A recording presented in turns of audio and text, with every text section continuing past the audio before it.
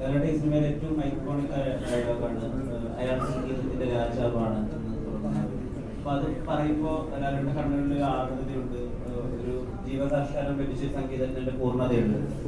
ഞങ്ങൾ അതിനെ കാണുമ്പോൾ ഞങ്ങൾക്ക് തോന്നുന്നത്, ഞങ്ങൾക്ക് ആ ഡയലോഗ് തീർത്തുമ്പോൾ ഓർമ്മ വരുന്നത് വിദ്യാസാഗർജിയാണ്. പക്ഷെ ഇതിനെപ്പറ്റി വിദ്യാസാഗറിനോട് ചോദിക്കുമ്പോൾ അദ്ദേഹം പറയുന്നത് അദ്ദേഹം ആ വരികൾ തീർക്കുമ്പോൾ ഓർക്കുന്നത് ദൈവത്തെയാണ്.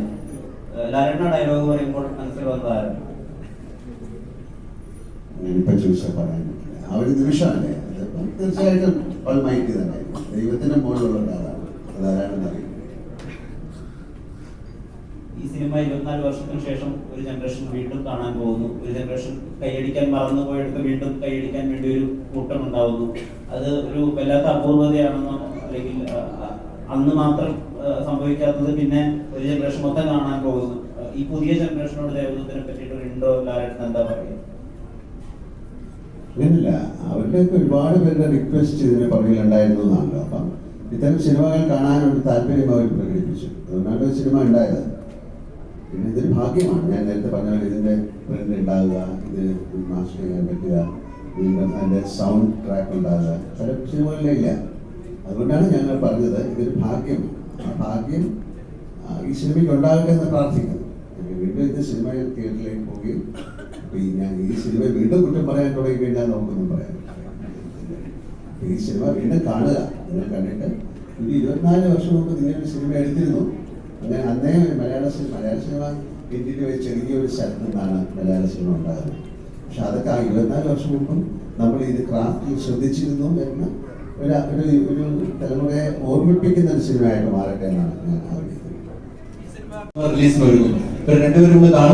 സന്തോഷം തോന്നി. കാര്യം അതൊരു വലിയ കാര്യമാണ്. കാര്യം അന്ന് ആ സിനിമ ഇപ്പൊ പറഞ്ഞ സംസാരിച്ചത് മനസ്സിലാക്കാറില്ല. നമ്മൾ വളരെയധികം ആ സിനിമയ്ക്ക് വേണ്ടി പ്രയാസപ്പെട്ട ഒരു സിനിമ അതന്ന് സക്സസ് ആയില്ല. അപ്പൊ അതിനെ ഒരിക്കൽ കൂടെ ആൾക്കാരിലേക്ക് എത്തിക്കാൻ ശ്രമിച്ചു എന്ന് പറയുന്ന വലിയ കാര്യമാണ്. ആ ഒരു എഫേർട്ടിന് തീർച്ചയായിട്ടും ദൈവത്തിന്റെ ഭാഗത്തു നിന്നൊരു ഫലം കിട്ടും, അല്ലെങ്കിൽ ഞങ്ങൾക്ക് കിട്ടുമെന്ന് ആഗ്രഹിക്കുന്നു. വളരെ സന്തോഷം തോന്നി. അതാണ് ഞാൻ നേരത്തെ പറഞ്ഞത്. ഇത് തോന്നിപ്പിക്കുകയാണല്ലോ ഈ സിനിമ വീണ്ടും നിങ്ങൾക്ക് ചെയ്യാൻ. അപ്പൊ ആ തോന്നിപ്പിക്കുന്നത് ആരോട് എന്തോ പറഞ്ഞതാണ്. ആ പറഞ്ഞ കാര്യം നടക്കട്ടെ, അതൊരു നല്ല വാക്കായി മാറട്ടെ, നല്ലൊരു സെന്റൻസായി മാറട്ടെ.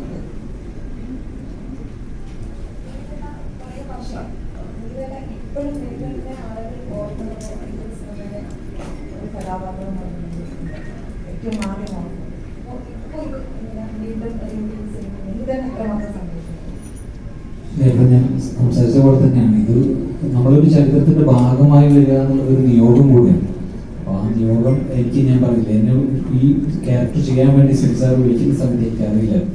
രഞ്ജിത്തേട്ടൻ എന്നെ വിളിച്ചിട്ട് ഊട്ടിയിലേക്ക് വരണമെന്ന് പറയുമ്പോൾ എനിക്കറിയില്ലായിരുന്നു ഞാൻ എന്താ ചെയ്യാൻ പോകുന്നത്. തിയേറ്ററിലെത്തിയപ്പോഴാണ് എൻ്റെ ക്യാരക്ടർ എന്താണെന്നും അത് എത്രമാത്രം ബലപ്പെട്ടതാണെന്ന് പിന്നീടാണ്, ഇപ്പോഴാണ് എനിക്ക് അതിൻ്റെ നമ്മൾ കണ്ടില്ല ചില കാര്യങ്ങൾ നേരത്തെ പറഞ്ഞതുപോലെ ചില മുത്തുകൾ കാലം കൊണ്ട് നമുക്ക് തിരിച്ചറിയാൻ പറ്റുന്നില്ല. അങ്ങനെ കിട്ടിയൊരു മുത്താണ്. അത് വളരെ സന്തോഷമുണ്ട്. ഇപ്പൊ ഞാൻ എനിക്ക് കാണാൻ പോകുമ്പോൾ എൻ്റെ മക്കളും ഉണ്ടാവും എൻ്റെ കൂടെ തിയേറ്ററിൽ. അത് വളരെ സന്തോഷമുള്ള കാര്യമാണ്.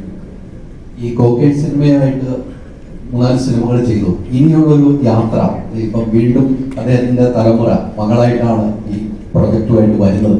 അപ്പൊ ഇനി ഇവരുമായിട്ടൊരു കൈകോർക്കാൻ ഒരു ഭാഗ്യം ഉണ്ടാകുമെന്ന് ഞങ്ങൾക്ക് പ്രതീക്ഷിച്ചു. അതിനായി ലാലേട്ടൻ ഒരുമിച്ച് ആ വാക്ക് തന്നെയാണ്. അതിന്റെ ഭാഗ്യം എനിക്കുണ്ടാകട്ടെ.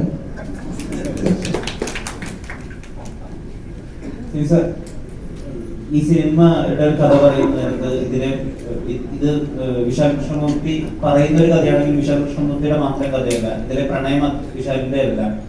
വിശാൽ 2 പേർക്കിടയിലെ പ്രണയത്തിന്റെ പാലമായി മാറുന്നുണ്ടോ. അപ്പം അതിലേക്കൊരു അന്നും ഡയറക്ടറിൽ ഒരു വലിയ അമാനുഷികനായ സൂപ്പർ സ്റ്റാർ ആയിരുന്ന സമയത്ത് ഇതിലേക്ക് വരാനുള്ള താല്പര്യം പ്രകടിപ്പിക്കുക, അല്ലെങ്കിൽ ഇതിന്റെ ഭാഗമാവുക, ആ ചോയ്സിനെ സാർ എങ്ങനെയാണ് മനസ്സിലാക്കുന്നത്? വളരെ യാദൃശ്ചികമായിട്ടാണ് നമ്മള് ഇത് എഴുതുമ്പോഴൊന്നും മോഹൻലാൽ നമ്മുടെ ഉള്ളിലില്ല. നമ്മളൊരു ആദ്യം എഴുതുമ്പോൾ ഒരു 7 വയസ്സുകാരനെ കുട്ടിയായിരുന്നു പ്രോട്ടഗണിസ്റ്റ്. അതിനുശേഷം ഒരു ക്യാമ്പസ് പശ്ചാത്തലത്തിലേക്ക് കൊണ്ടുവന്നു. പിന്നീട് യാദൃശ്ചികമായിട്ട് ലാലി കഥ കേൾക്കുകയും ലാലിനെ കഥ ഇഷ്ടപ്പെടുകയും അതിൻ്റെ ഭാഗമാകാൻ ആഗ്രഹിക്കുകയും ചെയ്തു. അപ്പോൾ അതിൽ തക്ക മാറ്റങ്ങൾ എനിക്ക് വരുത്തേണ്ടി വന്നു. അങ്ങനെയാണ് ഇതിൻ്റെ ഭാഗമാകുന്നത്. പക്ഷേ ലാല് വരുന്നത് കൊണ്ട് ഈ സിനിമയ്ക്ക് വേറൊരു ലെവലിലേക്ക് ഒരു എന്താണ് മാനം ഉണ്ടാവുകയാണ്. ഒരു വലിയ ലെവലിലേക്ക് സിനിമ മാറുകയുണ്ടായി. അതുകൊണ്ട് തന്നെയാണ് ഈ സിനിമ വീണ്ടും നമുക്ക് റിലീസ് ചെയ്യാൻ സാധിക്കുന്നുണ്ട്. കാരണം അന്ന് ഒരു സാധാരണ ഒരു പുതുക്കമ്മളെ വെച്ചിട്ടാണ് ചെയ്യുന്നതെങ്കിൽ ഇന്ന് രണ്ടാമത്തെ ഒരു റിലീസിനാണ് പ്രസക്തി ഉണ്ടാകുമായിരുന്നില്ല. ഇന്ന് മോഹൻലാൽ എന്ന് പറയുന്ന ഒരു സൂപ്പർ താരം ഇതിൻ്റെ ഭാഗമായി ഉള്ളതുകൊണ്ടാണ് ഈ റിലീസിൻ്റെ പ്രസക്തി തന്നെ സംഭവിക്കുന്നത്. ഈ മഞ്ഞുവിരിഞ്ഞ പൂക്കളുടെ ഓഡീഷന് 2 മാർക്ക് കൊടുത്ത നടൻ പിന്നീട് 2 ദേശീയ അവാർഡ് വാങ്ങിക്കുക, ദേവദൂതനെ പോലെ കാലത്തിന് അതിജീവിച്ച സിനിമയിൽ നായകനാവുക, ആ നിയോഗത്തെ എങ്ങനെയാണ് മനസ്സിലാക്കുന്നത്? അത് അന്ന് കൊടുത്ത 2 മാർക്കിൽ 2 നാഷണൽ അവാർഡ് കൊടുത്തിട്ടുണ്ട്. ഇപ്പം കാലം ആഗ്രഹിക്കുന്നുണ്ട് അത് കുറച്ചുകൂടെ കിട്ടിയിരുന്നെങ്കിൽ 2-3 അവാർഡ് എനിക്ക് കിട്ടുമായിരുന്നു. അതിന്റെ പാട്ടിലെ കീബോർഡിൽ നിന്ന് ഒരു ചേഞ്ചിങ് വരുന്നുണ്ട്. അത് വലിയ രീതിയിൽ കൈയടി വാങ്ങുന്ന ആ സോങ്ങിന്റെ ഇതാണ്. അതെങ്ങനെയാണ് ഒരു ചേഞ്ചിങ്ങിലേക്ക് സിബി സാർ പറഞ്ഞ് മനസ്സിലാക്കി കൊടുക്കുന്നു, ഡയറക്റ്റ് ചെയ്യുകയും ചെയ്യുമ്പോൾ മനസ്സിനുണ്ടാവുന്ന സന്തോഷമുണ്ടല്ലോ. അത് ഇപ്പോഴും അത് കാണുമ്പോൾ നമുക്ക് ആ കീബോർഡിൽ നിന്ന് പെട്ടെന്ന് ഒരു ചേഞ്ചിങ് ആണ് ആ പാട്ടിലേക്ക് പോകുന്നത്. അതെങ്ങനെയാണ് സിബി സാർ? ഇതൊക്കെ സംഭവിക്കുകയാണ്. നമ്മൾ ഒരു എന്താണ് ലാലെപ്പോഴും പറയാനുള്ള വാക്കാണ്, നല്ല സിനിമകൾ എപ്പോഴും സംഭവിക്കുകയാണ്. ഒന്നും വലിയ പ്ലാൻ രാജപദത്തിന്റെ കഥ പറഞ്ഞു, അതൊക്കെ സംഭവിച്ച സിനിമകളാണ്. മുൻകൂട്ടി പ്ലാൻ ചെയ്ത് ഉണ്ടായ സിനിമകളൊന്നുമില്ല, അപ്പോൾ സംഭവിച്ച സിനിമകളാണ്.